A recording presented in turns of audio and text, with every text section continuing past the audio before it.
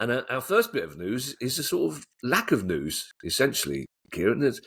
I don't know what Sky are paying these people for, but there are pundits up and down the country cooling their heels outside training grounds, desperately yearning for the days when Harry Redknapp would drive out and give them a little soundbite about who was being signed. It's notwithstanding the fact that Palace bought 2 players yesterday, one of them in a position we already have 2 players in, which is fairly typical Palace, but it has been a noticeably quiet transfer window, Kieran. Any particular reason for that? Is it? I think there's a collective of reasons. From a cash point of view, the elite clubs who have got uber wealthy owners, they're unaffected, but the majority of clubs don't have that. So therefore there's a little bit of cash management. One of the things which I think is not mentioned in the mainstream is that we ignore the fact that clubs have signed players in previous windows.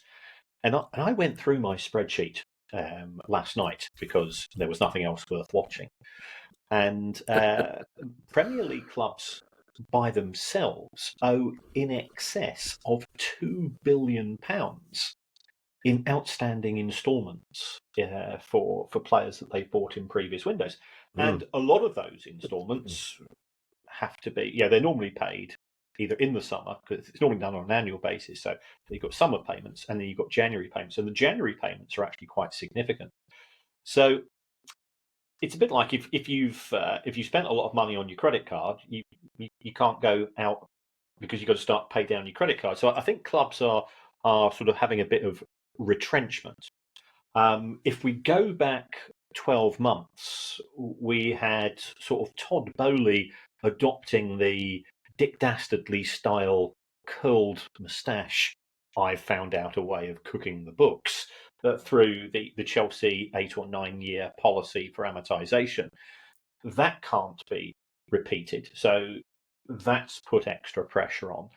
We also had in January 23 sort of the start of the Saudi Pro League, and that primed the pump. By buying players from the Premier League, it all of a sudden meant that Premier League clubs had an extra 20 or 30, 40 million, whatever it was going to be, which they could then use to buy, which meant that somebody else had just received money.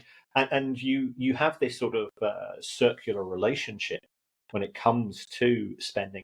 And nobody sort of set the hairs running, because it has been a quiet window from an international point of view, because lack of activity from Saudi Pro League, lack of cash flow.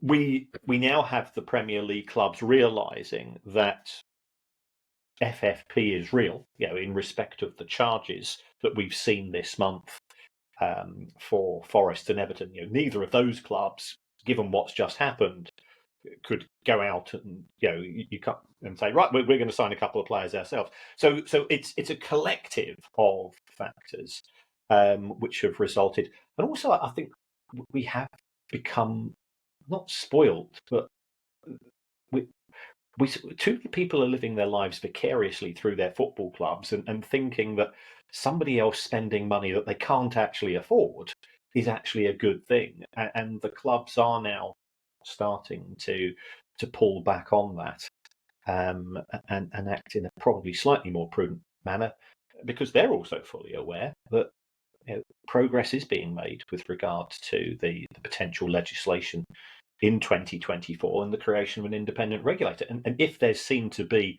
largesse from the Premier League, when at the same time the Premier League's turning around to the EFL and says, that money we promised you 6 months ago, no, we're not going to pay it to you, but we can't really afford it. Well, that doesn't fit well if at the same time Premier League clubs are going out and speculating huge sums of money in respect of the transfer market.